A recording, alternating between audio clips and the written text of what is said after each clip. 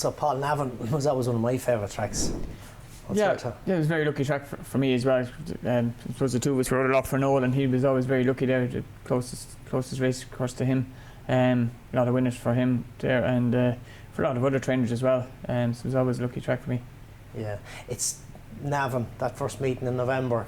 It's the kickstart of the real winter racing, isn't it? Yeah, it is. Yeah, sort of when the ground gets soft, you know it in Navan, all right, and you know the winter's in. Then horses start getting tired, and good ones coming home.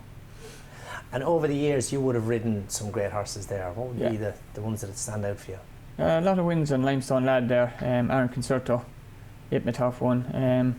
Nicanor won. I think he won before he went to Cheltenham. Same as Sausalito Bay. A couple of them.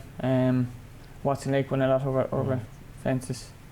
Cockhardy Affair, he won his Novice Chase there. Things didn't go quite the way we wanted with him, but we thought he was real good that day. A lot of other good horses won there as well. Yeah. Any particular memories that would stand out for you? I say Nicanor impressed me one day, and I thought the way he won that he'd win in Cheltenham, and Noel begged me to get off and to ride Mr. Nosey, and I said I couldn't. Thought the way he won in Navan that he'd win in Cheltenham, so I was lucky I stuck to my guns.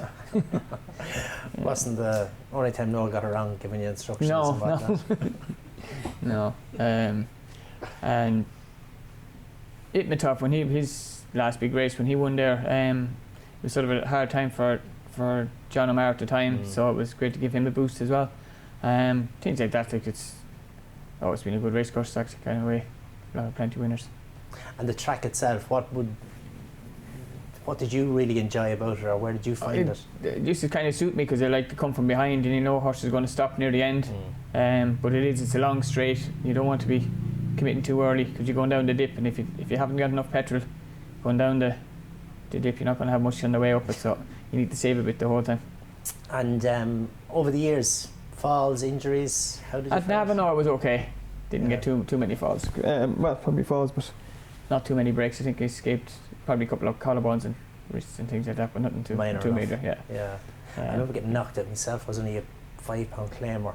Got knocked out of the ditch away from the stands, and at the time there was no ambulance road going past that part of the track, so by the time the ambulance got to me I'd come round, but I didn't know where I was. I went out in the next race. I thought I was in Bellewstown. Finished second in that, but managed to win the next one after that, so it wasn't too bad, just as well that the ambulance didn't get to you. Yeah, but it's a great track. It is a great track, yeah. Really staying horses track. Like, and another one was Pandorama. I won a novice hurdle on him, and I'd say he won about 30 lengths. Like he really slogger and galloped through. A couple of them horses suits that sort of track. Emphasis on stamina. Yeah. So the Carberry family, you have a great connection with Navan over the years. Your dad, yourself, Nina, Philip, Dad. What are your memories of your dad when he was riding? I remember we were very young, and he got father to last, and he was running up in front of the other horses. So that's, I mean, I said the horses were fairly slow at the time if he was going up in front of them. But that was one of the memories I can remember. He getting a fall and running in front of the horses. So I wouldn't have got to see him that much because we were fairly young. But he really trained a couple of winners with us riding them. I know I rode Native Status to win there, and probably Philip did as well.